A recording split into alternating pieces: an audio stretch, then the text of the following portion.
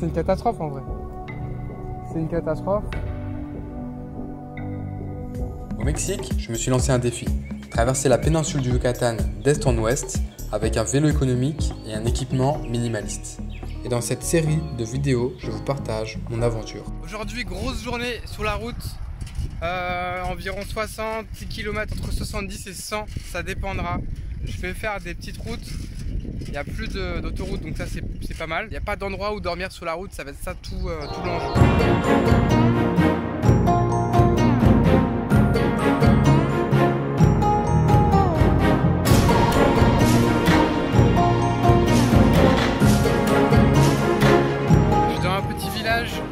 Ambiance coloniale, très colorée.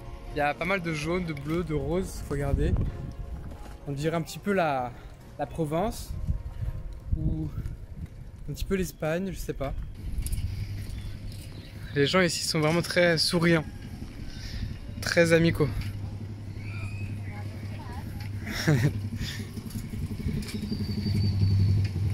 Tous les gens me font des petits signes de tête, des sourires.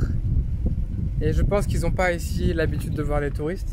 Je crois que c'est la première fois que je suis vraiment éloigné de toutes les zones très touristiques. Et je pense qu'ici les gens n'ont pas l'habitude de voir des touristes. Voilà. C'est marrant parce qu'il y a des petites maisons en bois comme ça parfois. Des petites huttes. Et ça fait vraiment un gros contraste avec les maisons coloniales de type un petit peu espagnol. En fait ici je me rends compte que la région où je suis c'est un mélange de deux cultures. La culture maya qui était la culture ancestrale, puis la culture espagnole. Et en fait ces deux cultures ont créé une nouvelle, mais on retrouve des traces des deux cultures, des petites maisons en bois et en paille traditionnelles, et puis des maisons en dur, très colorées avec une architecture conquistador. Petit village en est vraiment l'exemple. Ça fait maintenant plusieurs centaines de kilomètres que j'ai démarré mon petit trip dans la péninsule du Yucatan. Et à chaque fois, c'est la même structure. C'est une route toute droite pendant des dizaines, voire des centaines de kilomètres. Et de part et d'autre, de la forêt. Sans trop d'intervention humaine. Parfois des petits chemins comme ça avec au bout des petites parcelles agricoles. Mais globalement, c'est extrêmement vierge en fait. Je pensais pas que c'était aussi vierge. La plupart du temps, c'est inhabité, il n'y a personne. Il y a des lignes électriques, des oiseaux, des voitures. Mais il n'y a pas trop d'humains en fait. Dites-vous qu'aujourd'hui, j'ai 50 km comme ça, où il n'y a rien. Genre là, le prochain village, il est dans 50 km.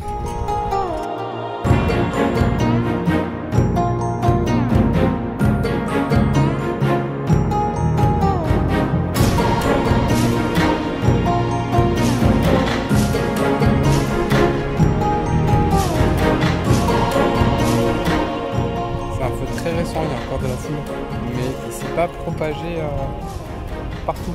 Il est resté que sur les premiers mètres à côté de la route.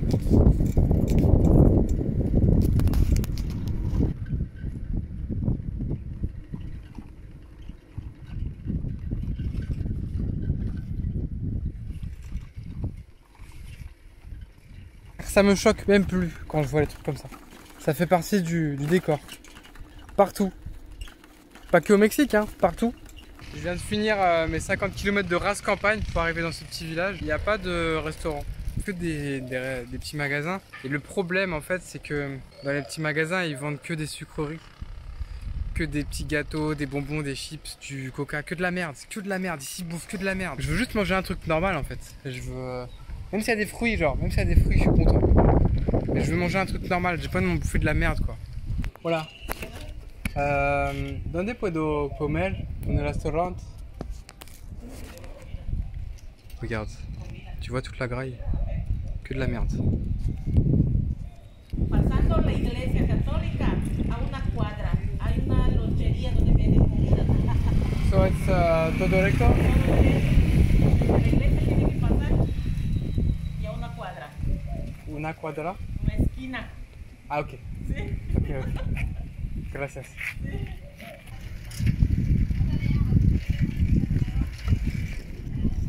Le village fantôme. Bon, tu sais quoi, je pense pas qu'il y a d'église là-bas. Je vais aller là-bas, il y a de la musique.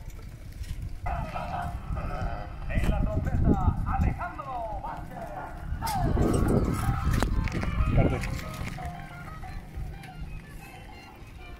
Ah bah elle est là l'église. Hop, là-bas on dirait qu'il y a de la graille. Là je suis au cœur du Mexique là.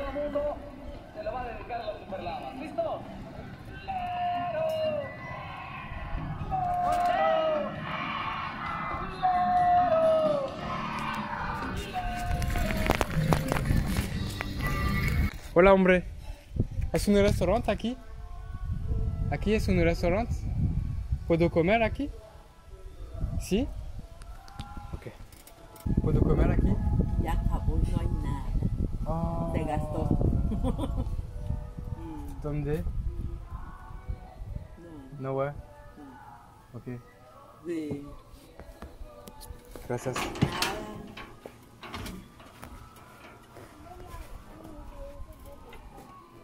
J'étais tellement content. ¿Tienes ice cream? Ice cream? Like ice? Non? no, no. Ok. No. J'ai envie de gâteau, de pain, de sucre, de glace, de tacos, de burrito, de n'importe quoi. Je veux juste un truc à mettre dans mon ventre. Juste un truc à mettre dans mon ventre. C'est tout. Et leur gâteau pourrave là. Je veux pas manger leur gâteau pourrave.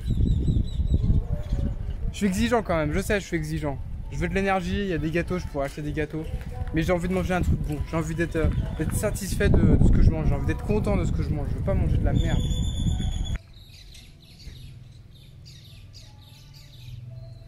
En gros, pour ce soir, j'ai deux solutions. Même trois. Soit j'arrive à trouver un endroit pour dormir sur la route, donc chez l'habitant ou en bivouac avec mon hamac. Soit j'arrive dans une ville qui est encore à 30 km, sachant que j'en ai déjà fait 60. Mais ça peut le faire et il est que 14 h, c'est pas un problème. Quand je vais arriver dans cette ville, je vais avoir deux choix. Soit un hôtel à 50 €, et l'hôtel il est flingué en vrai. Soit un Airbnb où en gros je réserve une place de camping. Et ça peut être sympa en gros, parce que j'ai mon hamac et le camping il est sympa. Il y a une piscine, il y a plein d'espaces en plein air, puis je vais avoir accès à une douche, à manger, à plein de trucs. Donc à la limite ça peut être sympa ça. Je m'avais pas dit que je suis parti.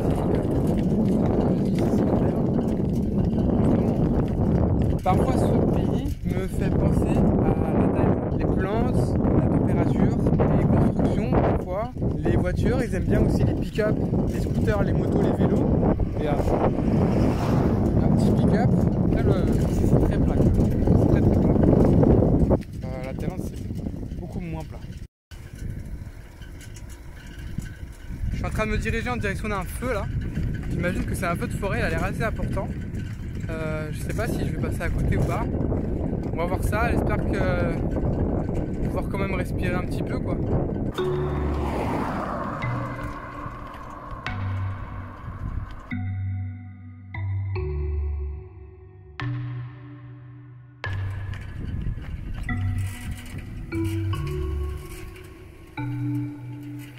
Là il y a encore des cendres sur le côté, là il y a encore des petits feux.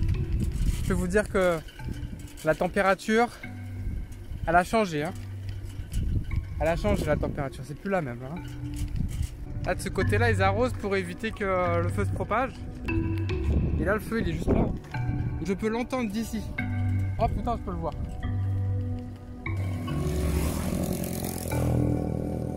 C'est incroyable.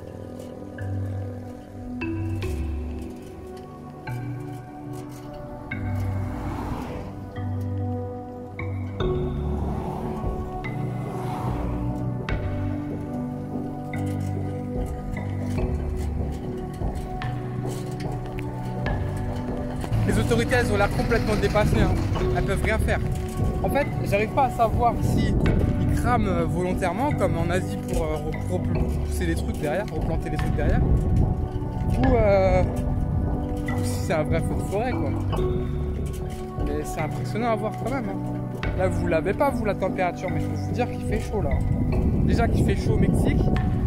Là Là, dans les fournaises, là, c'était plus 10 degrés. Franchement, 50, je crois, 50 degrés, hein.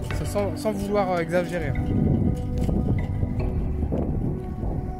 Là, il y en a un deuxième. J'ai jamais vu ça de ma vie et j'espère vraiment que ça arrive peu ici parce que c'est une catastrophe en vrai. C'est une catastrophe.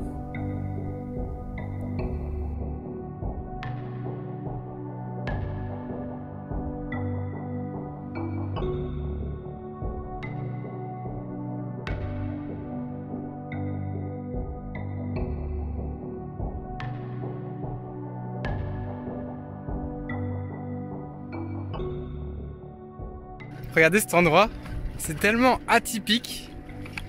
On dirait un petit îlot au milieu de rien du tout. Le mec il a construit sa baraque avec ses palmiers pour avoir de l'ombre. On dirait vraiment une petite île, c'est trop mignon. On dirait la maison de Tortue Géniale. «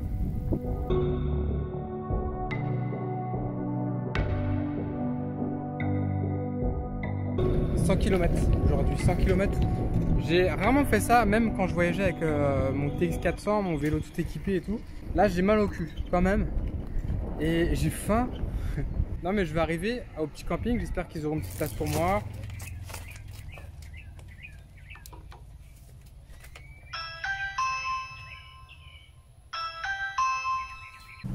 Le fameux camping, finalement, c'est un hôtel. Et ils m'ont dit sur Airbnb que si j'ai pas de tente, c'est mort. Donc j'ai réservé quand même, ils se débrouillent. Ils se débrouillent, c'est un hôtel.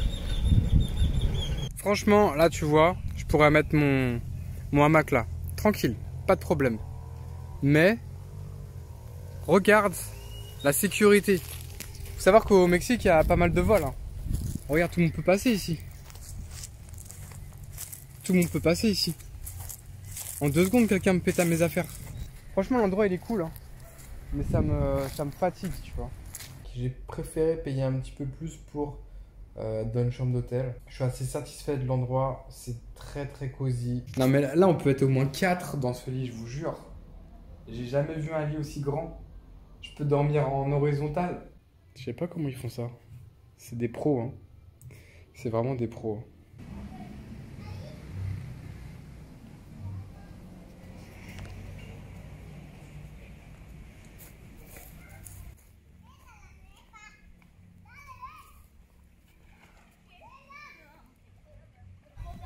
Je vais maintenant dans la direction de Mérida, c'est la ville qui se situe à l'ouest de la péninsule du Yucatan.